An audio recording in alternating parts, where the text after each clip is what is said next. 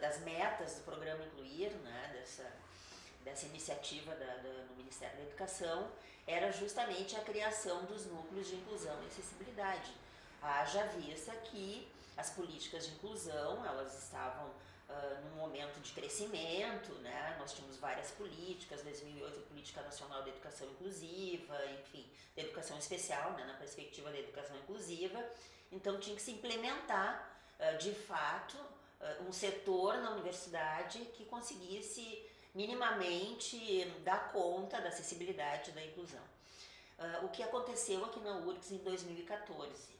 Então, até 2013, nós tínhamos como forma de trabalho, né, na área da inclusão e da acessibilidade o programa Incluir. E em 2014 se criou um setor na universidade, o Núcleo de Inclusão e Acessibilidade. Então, hoje em dia nós somos parte do organograma da URGS. Né? Nós somos um setor na célula maior. Né?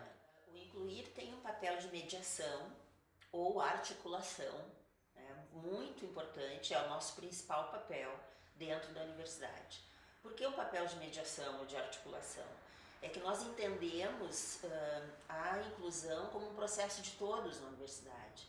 Né? Não é um setor único responsável por articular os processos inclusivos, por fazer indicações. Nós fizemos a mediação. Né? Já que nós temos o expertise, enfim, nós conhecemos a área da inclusão e da acessibilidade, nós articulamos junto às unidades de ensino os seus processos inclusivos. Até porque quando o docente com deficiência ingressa na universidade, ele não é um aluno do Incluir, ele é um aluno da sua unidade de ensino, seu percurso acadêmico vai ser feito lá na unidade de ensino, então é lá que os processos inclusivos acontecem. Né? Obviamente que com a nossa assessoria, quando preciso, né? Com a nossa produção de materiais, os nossos serviços, né? De acessibilidade que o Incluir oferece.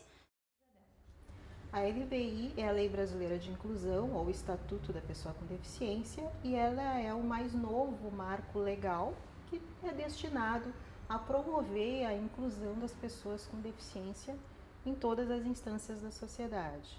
Né? E a LBI é exatamente o principal dispositivo legal utilizado para embasar as ações do Incluir. A diferença do modelo médico da deficiência para o modelo social é que o modelo médico ele entende a deficiência como um fenômeno biológico que está circunscrita aos corpos, né? Que entende que a anormalidade, a incapacidade é uma diferença considerando o padrão humano. Já o modelo social ele é um pouco mais crítico. Ele entende que as intervenções têm que ser feitas na sociedade, têm que ser feitas nos ambientes. E nesse sentido a LBI está bem alinhada, tá? Que ela fala que a pessoa com deficiência é aquela que tem um impedimento de longo prazo que na interação com as demais barreiras pode obstruir a sua participação plena na sociedade. Os 3 eixos de atuação do Incluir são a assessoria, a formação e a avaliação. A assessoria é um eixo de atuação em que nós fazemos orientação e apoio às demais atividades da universidade, sejam elas unidades acadêmicas ou unidades administrativas. As nossas frentes de trabalho na assessoria são o atendimento feito pela equipe interdisciplinar, né? O trabalho de produção de materiais, as traduções feitas pelos tradutores e intérpretes de Libras, o acompanhamento feito pelos bolsistas, né, as pessoas com deficiência.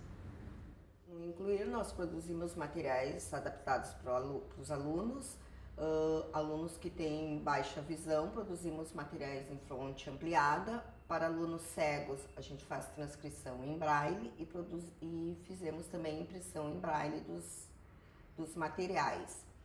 E também fizemos materiais com material tátil. A produção e revisão do material em braille se dá da seguinte forma. Chega o pedido, né, a solicitação através do e-mail. Esse material é passado para um transcritor, que é um bolsista, né, e para mim, que sou a revisora.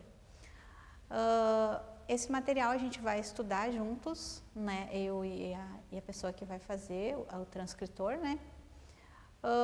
para ver o tempo que a gente vai levar, o que vai precisar para adaptar esse material, né? Tem materiais que são mais complexos, mas que vão levar bastante tempo, e é muito difícil trabalhar com tempo, te dizer assim, o tempo que vai levar cada material, é isso só quando o material chega para a gente saber. Agora, quando é um texto assim, que não tem gráfico, que não tem simbologia, ele é mais rápido, ele pode, se for só um texto assim pequeno, não muito grande, ele pode levar mais ou menos de 3 a 4 dias, né, para ficar pronto. Porque daí esse material, ele é passado para o Braille, então, né, no Braille fácil, ele é impresso na impressora Braille e é passado para mim, eu faço a revisão desse material de acordo com as normas técnicas, que tem toda uma norma para ser seguida, e aponto, né, o que tiver que ser arrumado, volta para o transcritor arruma, eu faço a revisão novamente, se tiver ok, a gente reimprime e manda para a pessoa que solicitou.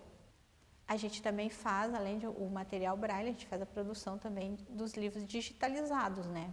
Chega o material, a pessoa não quer impresso em Braille, ela quer digitalizado, só digitalizar, deixar de acordo para que o leitor de tela possa fazer a leitura desse material.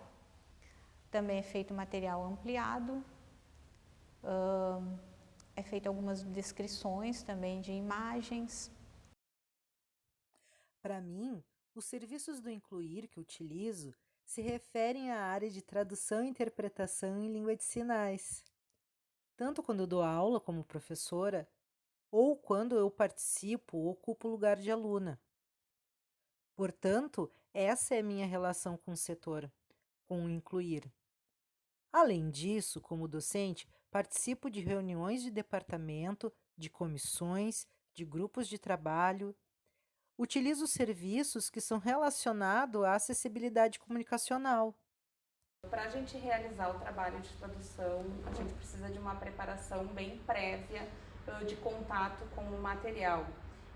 Vou dar um exemplo de um vídeo gravado por uma pessoa surda que está sinalizando. A gente tem acesso àquele vídeo, estuda, faz as escolhas lexicais adequadas do texto que a gente vai fazer em português daquele vídeo e vice-versa também. Quando nós recebemos um texto escrito em língua portuguesa, a gente também estuda esse texto para ver as melhores escolhas lexicais para fazer a tradução desse vídeo para Libras. E a interpretação, ela já é mais na hora, simultâneo ao que tá acontecendo. Então, se a gente está em sala de aula e o professor está dando a aula, a gente está interpretando na mesma hora. Então, a gente não tem esse tempo prévio para fazer as escolhas, é tudo muito instantâneo. É de grande importância ter um intérprete durante o meu percurso acadêmico. Antes, no ensino regular, e nessa época eu não usava intérprete de Libras, em virtude da minha timidez, então eu não fazia perguntas, me preocupava em repetir a pergunta que algum colega já teria feito.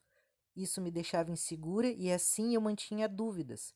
Já na faculdade, com a intérprete, me sinto segura em fazer perguntas, em participar, acompanhar melhor a aula e não tenho prejuízo em nada.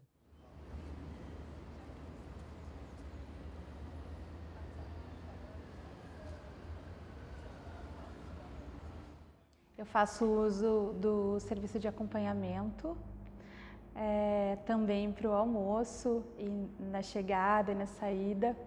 Já pedi também materiais digitalizados. Eu utilizo do serviço dos monitores para ter acesso à sala de aula. Os acompanhamentos, eles são organizados no início do semestre, quando é pedido pelo aluno ou o servidor da universidade. Então, passa pela Elizabeth e ela organiza quem que vai acompanhar quem. A minha relação com os bolsistas de acompanhamento é bem legal. Eles me auxiliam a entrar na sala de aula, conversamos sobre o dia a dia um do outro e, às vezes, nos horários de almoço que eu tenho acompanhamento, a gente conversa.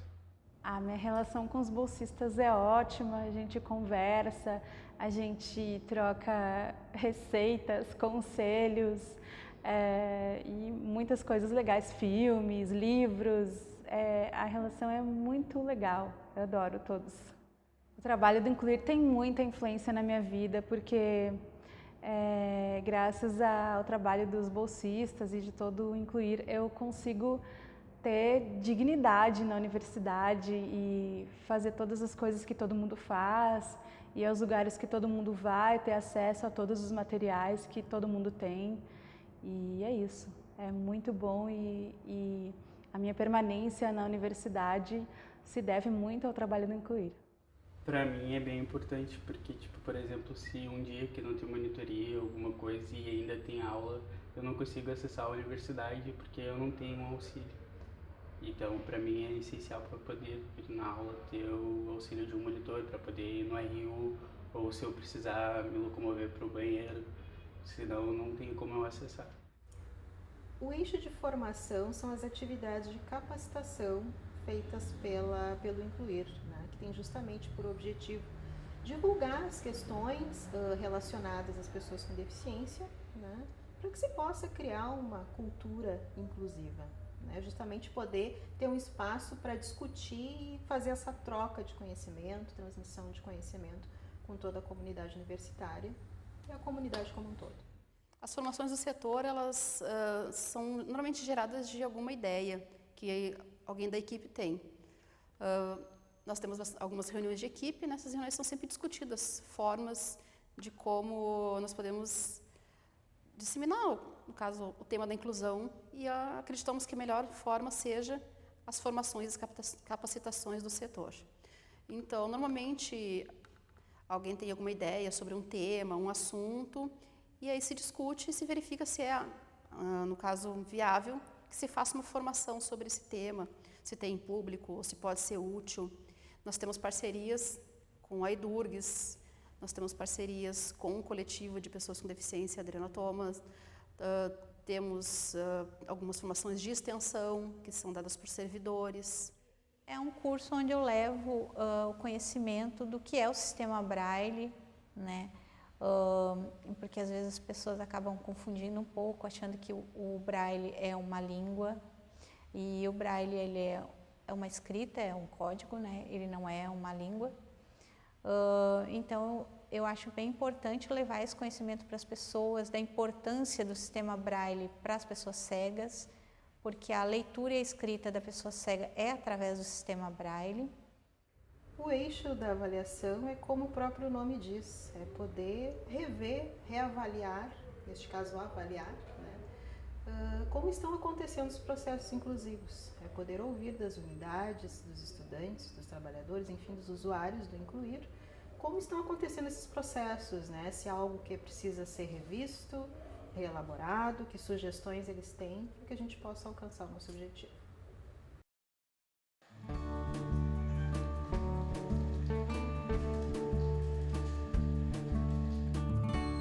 O Incluir na minha vida teve e tem, está tendo uma influência muito positiva. Me ajudou a ser uma pessoa menos preconceituosa, que convive melhor com a diversidade, que acredita na potencialidade de todas as pessoas e uma multiplicadora das questões de acessibilidade e inclusão. A influência do Incluir foi dar visibilidade a quem eu não enxergava. Então, eu passei a ver a pessoa cega na rua, eu passei a perceber que eu ia, como professora, né, que eu vou me tornar, que eu vou ter alunos em algum momento que vão ter deficiência. E eu tenho que contemplar isso, porque eu quero promover a inclusão desses alunos. Então, já faz eu pensar no meu próprio material. Quando eu vou apresentar para a minha professora algum trabalho, eu já penso no tamanho da fonte que está os slides, porque eu não posso estar falando de inclusão e trabalhar no Incluir e não adaptar o meu próprio material, né? Hoje, quando eu vejo as pessoas com PCDs, eu já não tenho mais aquela visão que é repassada por muitas pessoas e até mesmo pelos meios de comunicação como aquele, entre aspas, superação. Então hoje eu não tenho mais esse olhar.